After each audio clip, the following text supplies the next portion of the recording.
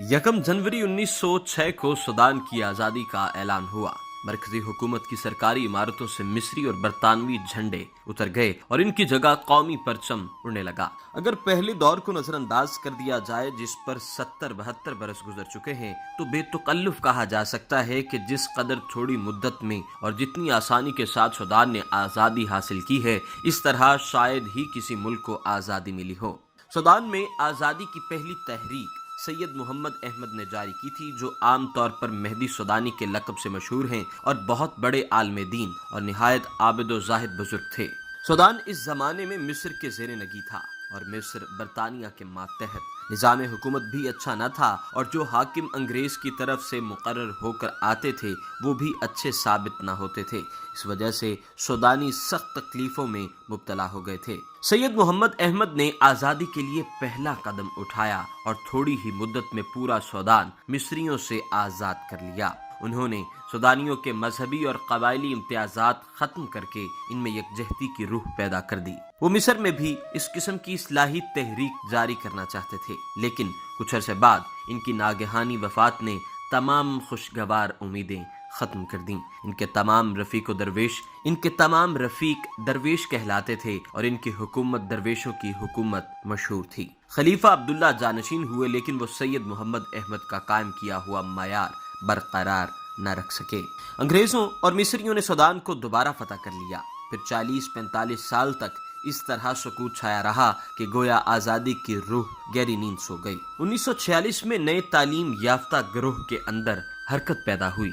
बाद अज़ां दो सियासी जमातें वजूद में आईं। एक के लीडर सैयद मोहम्मद अहमद मरहूम के फर्जंद सैयद अब्दुर्रहमानुल मेहदी थे। ये जमात मिस्र से कोई ताल्लुक न रखना चाहती थी। दूसरी जमात मिस्र के साथ रिश्ता कायम रखना चाहती थी और इसके लीडर सैयद अलीउल मरगानी थे। अंग्रेजों ने अवाम को मुतमईन रखने के लिए पहले एक मुशावरती कौंसिल बनाई और इसकी शाखें सूबों में भी कायम कर दी। इस तरह काम न चला तो ऑर्डिनेंस के जरिए एक कानून साज मजलिस और मजलिस आलिमा का इंतजाम किया। कानून साज मजलिस के लिए इंतखाबात हुए तो सैयद अब्दुर्रहमानुल मेहदी की जमात ज्यादा नशिस्तें ले गई। अब एक अजीब दौर शुरू हुआ। अंग्रेज खुद मुख्तारी के हामी थे और मिस्र से ताल्लुक को पसंद न करते थे। मिस्र के साथ गुफ्तगू शुरू होती और आज़ादी का मामला सामने आता तो गुफ्तगू खत्म हो जाती। गोया मिस्र की इस रविश ने अंग्रेजों को अपनी ख्वाहिश पूरी कर लेने का मौका दे दिया। मुमकिन है इन्हें ख्याल हो कि सूडान मिस्र से अलग रहेगा तो अंग्रेजी इक़्तिदार ज्यादा देर तक बाकी रहा जा सकेगा। 1901 में मिस्र ने 1932 के मुआहदे और मुश्तरका हुकूमत की तनसीह का ऐलान कर दिया। अंग्रेजी हुकूमत ने यकतरफा तनसीह को नाजायज करार दिया, लेकिन इस तरह सूडान के लिए जुदागाना कार्रवाई की खुली गुंजाइश पैदा हो गई।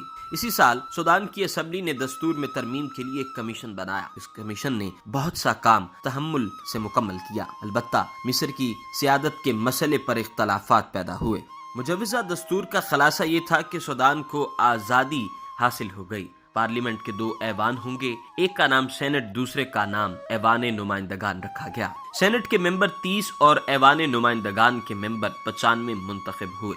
1906 में शाह फारूक माजूल हो गया और जनरल नजीब बरसरे कार आया, जिसे सूडान में गैर मामूली हर दिल अजीजी हासिल थी। इस पर उन सूडानियों के हौसले बढ़ गए जो मिस्र से ताल्लुक कायम रखने के हक में थे। नजीब ने फैसला कर दिया कि सूडान को आज़ादी का हक हासिल है। इसी तरह फरवरी 1903 को मिस्र और बरतानिया के इत्तफाक से ये तय पाया कि ज्यादा से ज्यादा 3 साल के अबूरी दौर में पहला निज़ाम खत्म कर दिया जाए और आज़ाद निज़ाम इसकी जगह ले ले। अब इंतखाबात हुए तो सैयद इस्माइल ज़हरी की जमातुल हिज़्बुल वतनियतुल इत्तेहाद नेशनल यूनिस्ट पार्टी को गैर मामूली कामयाबी हासिल हुई और सैयद मौसूफ ही ने वजारत बनाई। 1 मार्च 1907 को पार्लियामेंट के दूसरे इजलास के वक्त एक नागवार हादसा पेश आया, यानी मुजाहिरों में कुछ आदमी मारे गए। उस वक्त तक सूडान की फिजा मिस्र के हक में थी। कुछ अरसा बाद मिस्री सियासत से नजीब निकल गया तो सूडान की रविश बदल गई। पहले ये तय हुआ कि मुस्तकबिल का फैसला राय आमा के जरिए से किया जाए, साथ ही दस्तूर साज असम्बली का इंतखाब हो जाए और इसी इसनाम में तमाम जमातों की मिली जुली हुकूमत इंतजाम संभाले। پھر قرار پایا کہ پارلیمنٹ آخری فیصلہ صادر کر دے اور وہی دستور ساز اسمبلی کام کرے۔ سید اسماعیل الزہری نے ملی جلی حکومت بنا لی اور پارلیمنٹ نے 19 دسمبر کو سوڈان کی آزادی کا فیصلہ کر دیا۔ 1 جنوری کو آزادی کا اعلان ہوا اور گورنر کا کام 5 سوڈانی ممبروں کے سپریم کمیشن یعنی مجلس اعلیٰ نے سنبھال لیا۔